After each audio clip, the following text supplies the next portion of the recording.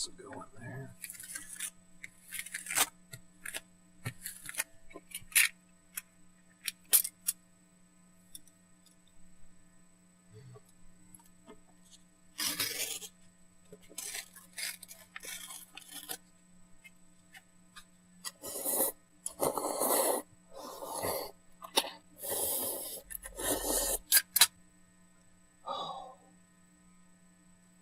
Why am I recording this? Oh well.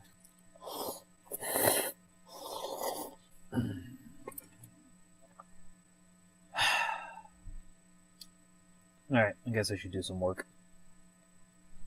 Alright, so I think we're going to be doing another Apoxie Sculpt video from what I've got planned here. But what I wanted to cover specifically was this little Leggy gondola that I started working on a while ago. Popped up here and there with some molds I've been working on, trying two-part molds, which had some difficulties, but got that working more or less. Animal hair. Tried doing a two-part plug mold, tried doing a one-part mold. Results have been mixed for various reasons. First off, two-part mold. The biggest problem I had is the seam, which you can see kind of very clearly going all the way around here. That's because of some leftover orange mica powder. And that's not too bad, but I was also getting air bubbles in the feet and having it not quite fill up the way I needed it to. It works, but it's not perfect. It's also a pain in the butt to make two-part molds, and I'm maybe a little bit more lazy than I should be. Now, the other two-part mold was the plug mold, which I do not have on hand right now. I don't think I tore it up just yet, but unfortunately that one is, that mold is doomed to the scrap heap, just because, as you can see here, when that mold doesn't line up, it makes a complete mess. It takes a lot of extra work to clean that out, to get that looking right. You can still get some air bubbles trapped in there. And then on top of that, I think I have another one where you can see it a little more clearly. There was a tear in the top of the mold that resulted in this extra seam line wrapping around the head, which sort of defeats the purpose of doing it that way, because the idea was that it would have only seam lines on the inside of the leg. And as you can see, that's maybe, get some sunlight on there.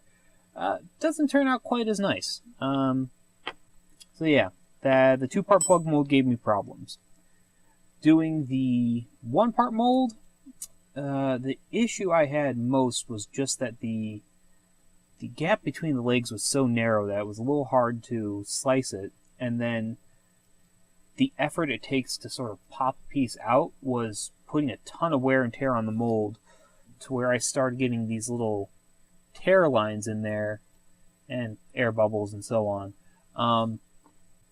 It's not great. And so I'm thinking what I need to do is kind of go back to the drawing board and redesign this, and maybe talk about that process a little bit, because I did do some interesting things there that may or may not come in handy if you also happen to be doing resin casting, mold making, figurine sculpting, and such. First off, I believe I've talked about this before. I don't know if it was in a video or if it was in a post somewhere, but what I ended up doing was taking a normal little gondola like this and chopping the legs off.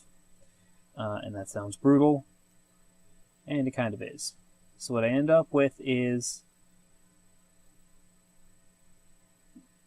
just a gondola that's just a head. Kept the feet, smoothed them out a little bit, and so had these little feet down at the bottom. And then what I did was I took essentially these resin sprues, sticks of resin that I had from doing the sitting gondolas from a couple of years back. And so I had these resin sticks that I used as the legs, and kind of drilled this area out a little bit and settled them in there before super gluing them in. And then what I did was I slopped on a layer of Smooth Cast 300, which is the white normal urethane resin 2-part A&B 50/50 mix, 1-to-1 ratio that I typically use. And I both use the sort of surface tension of it while it's still very fresh, and also the sort of gummier, stickier quality while it's just about to cure, to fill this in and give myself like an extra sort of globby layer of material around there that was more than I needed. So then I could go back in with needle files and sandpaper and everything and smooth that down to a seamless finish, which is, it worked. I mean, it was a pain in the butt. I don't really suggest it. It's a little bit of a waste of resin. It's a little bit more trouble than it's worth. Once you do have it more or less good, doing that final layer of primer and everything will do a pretty good job of smoothing everything out. You can't tell that this was multiple pieces. Before I had painted it, you could kind of see the resin to a little bit of super glue to more resin to a little super glue to more resin. It didn't look great, but the moral of the story there is that when you are doing resin casting, it is the final product that matters.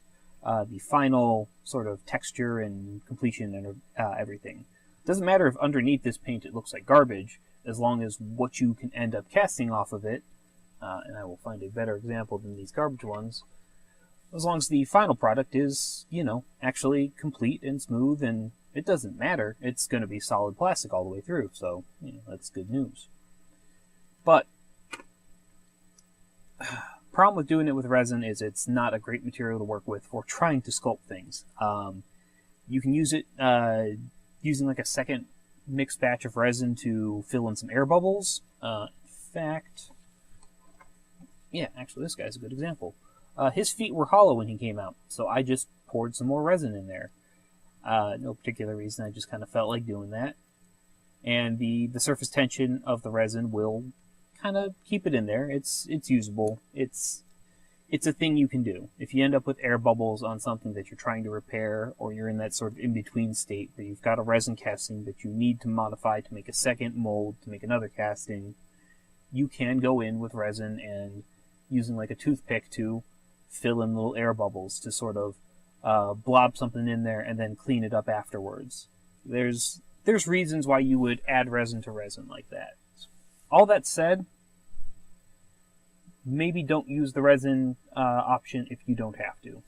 There are other filler materials. There are better materials. There is Apoxie Sculpt. There is green stuff. There is spackle.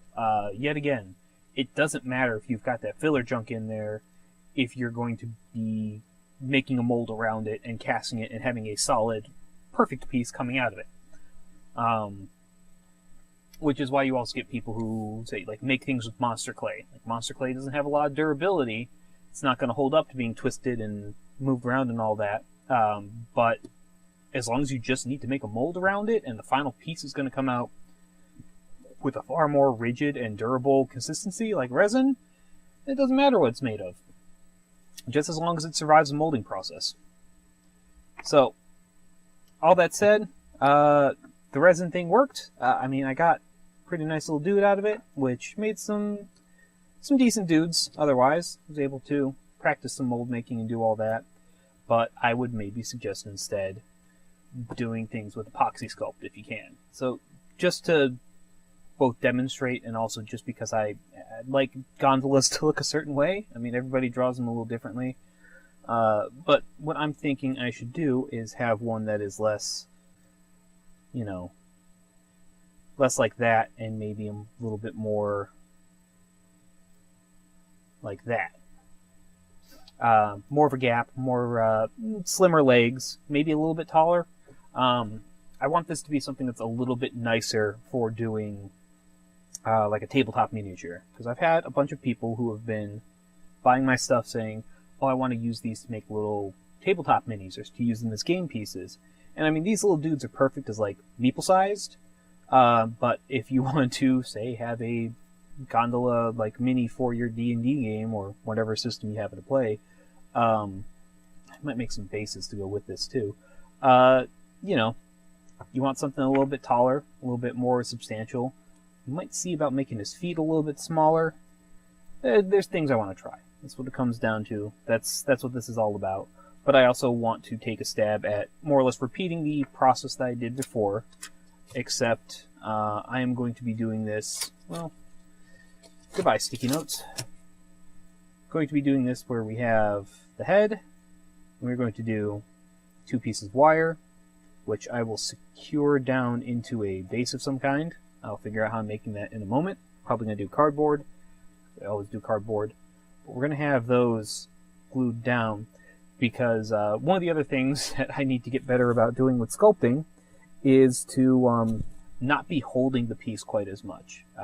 Having it rolling around my hand a little bit too much, touching it, fingerprints, it makes everything a little bit harder in the long run. So being able to have this secured to a base that I can hold onto and then sculpt around that and have it not move around and wiggle too much, then I could just, with my Apoxie Sculpt, sculpt a little pair of legs.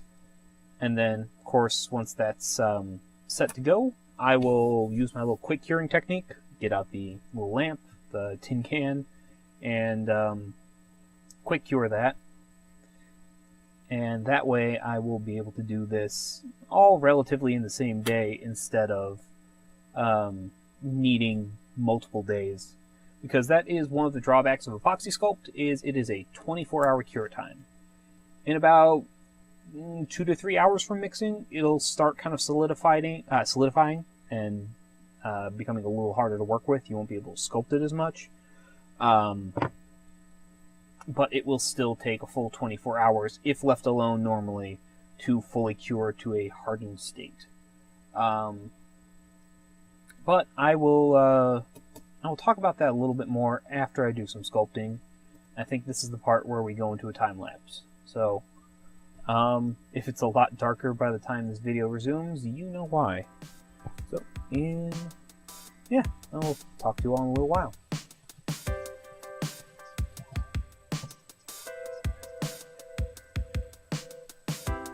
Alright, so, got my little base there.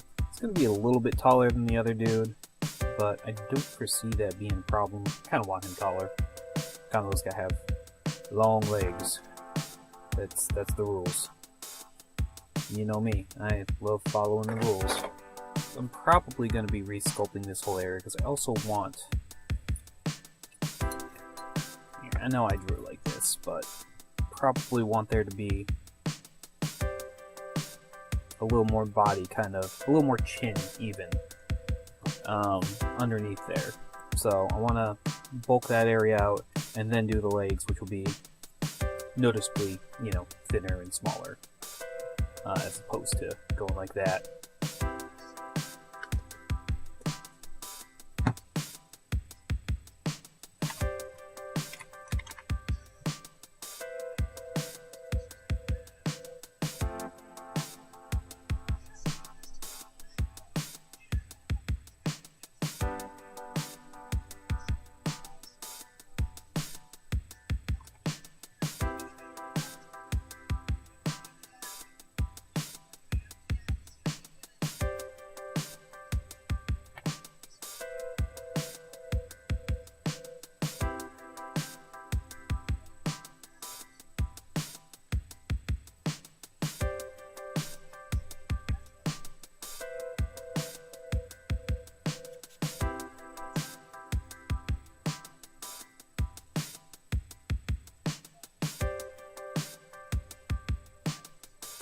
Well,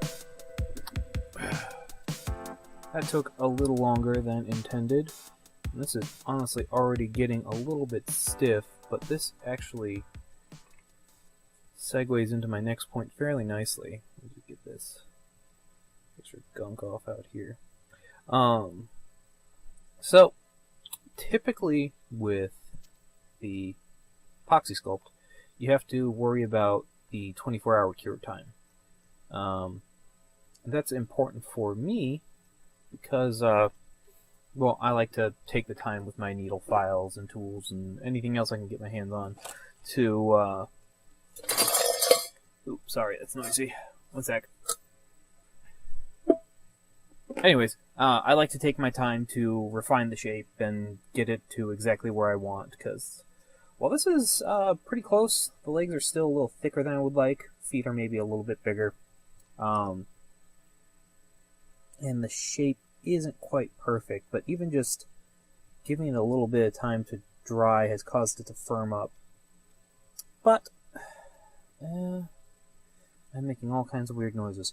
Anyways, normally you'd have to wait 24 hours, and that's kind of a pain in the ass if, for instance, you want to build your piece and then refine it and then add anything else to it. Like if I had horns or some small details or some texture, but I didn't want to put that on there right away because it's harder to do that while also still dealing with the fresh material.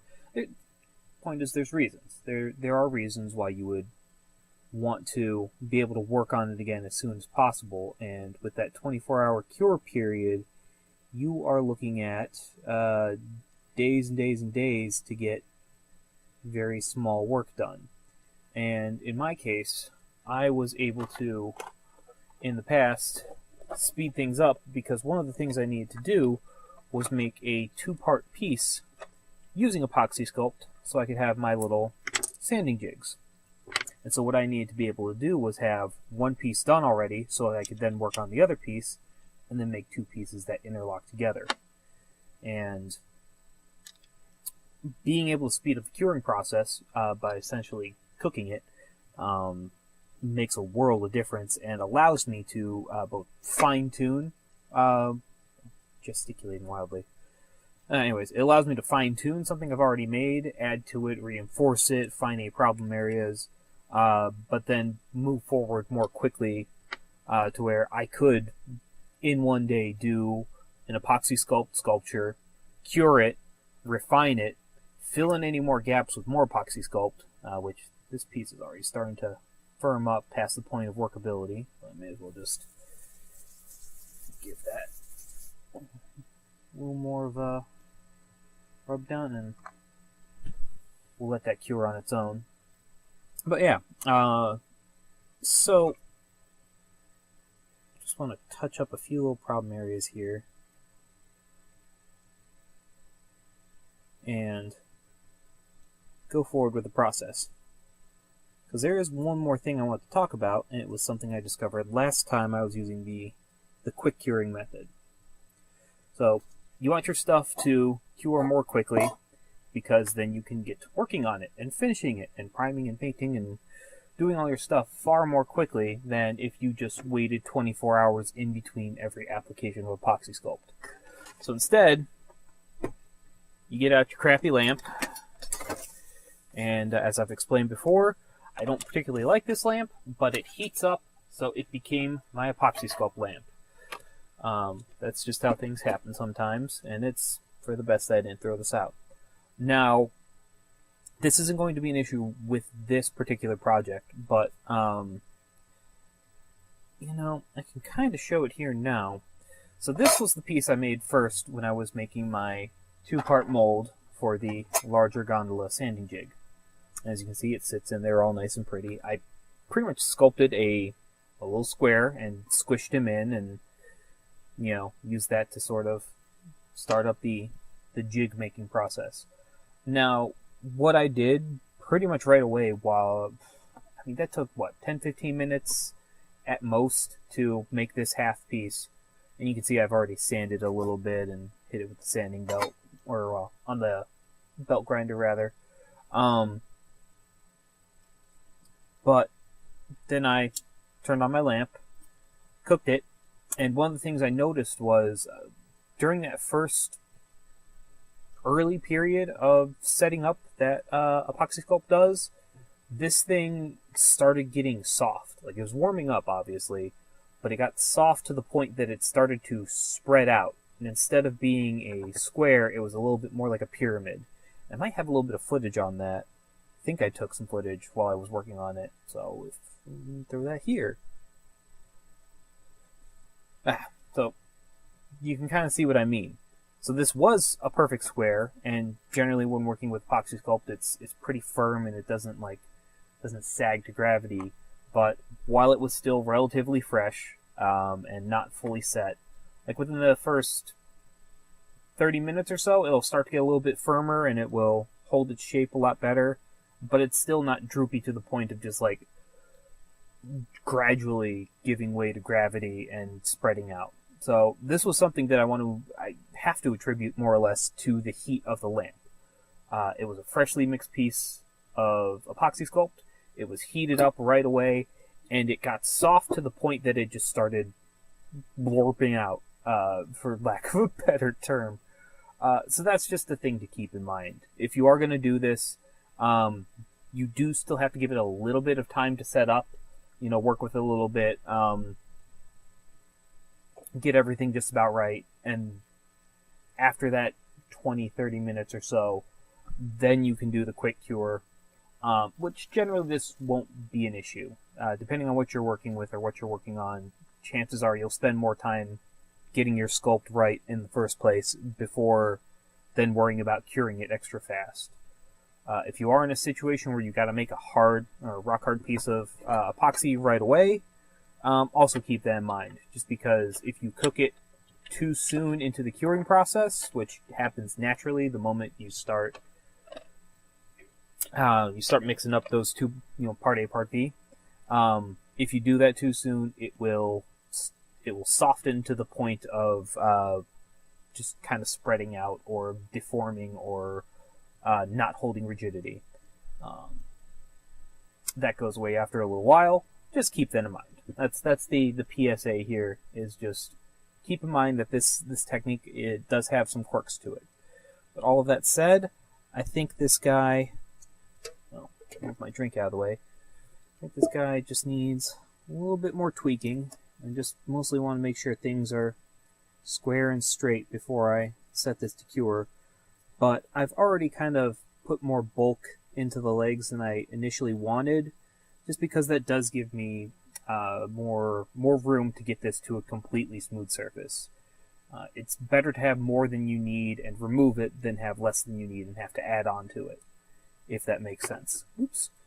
So, I mean, this has some firmness already. It's kind of lost all its tackiness. All the water on the surface has evaporated. Not that any of that particularly matters, but it's just, this is kind of already in a state where normally in any other situation it'd be like, alright, set it down, come back to it the next day. May not even need the full 24 hours, sort of depending on the ambient temperature of wherever your workshop is or wherever you're leaving your piece. But in this case, I'm going to set this guy on here. I might even do it like that. And he's just going to sit under that lamp for, say 20-30 minutes.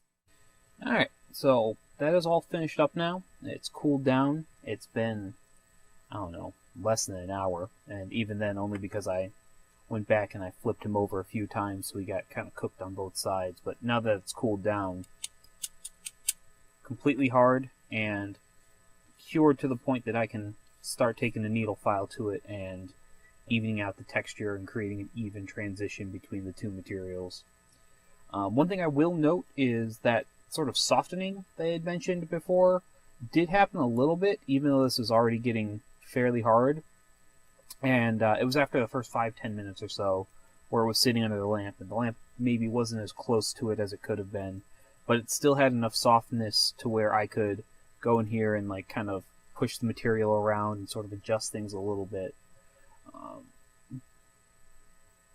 So it wasn't bad to the point that it caused that sort of like melting, sort of spreading out like I had explained before, but it does, at least initially, or at least if it's not getting hot enough, will soften it up a bit more to where you can still kind of manipulate it a little bit. And I could have maybe used that to deal with the back of the leg here. Still not certain if I'm going to have to go back and add more material, but at the very least, if I have to, I just got to mix a little bit and then do, short round in front of the heat lamp until it's cured again, and then I can just continue my work. And as before, that's a much nicer alternative to having to wait a full day after just wanting to make one small adjustment. But anyways, I'm gonna keep working on that and probably post some stuff up on my Instagram. If you're interested, follow me. I will put up social media stuff here. If you are still interested in the little gondola minis, of which I have made a lot of, you can still buy those on Etsy, but I also now have them listed on Big Cartel. I will put the links for that in the description. And if you've watched this far, thank you. I appreciate it. I'm trying out some new video editing software, so we'll see if that helps and if overall video quality is any better. But I don't know when I'm doing a video on next. I'm going to try and up my output on videos. No guarantees, of course, because I'm inconsistent as hell, and I can't be bothered to hold a consistent schedule on this sort of thing. But if you've watched this far and you liked it, let me know. And I guess I will see you in the next video. So, till then.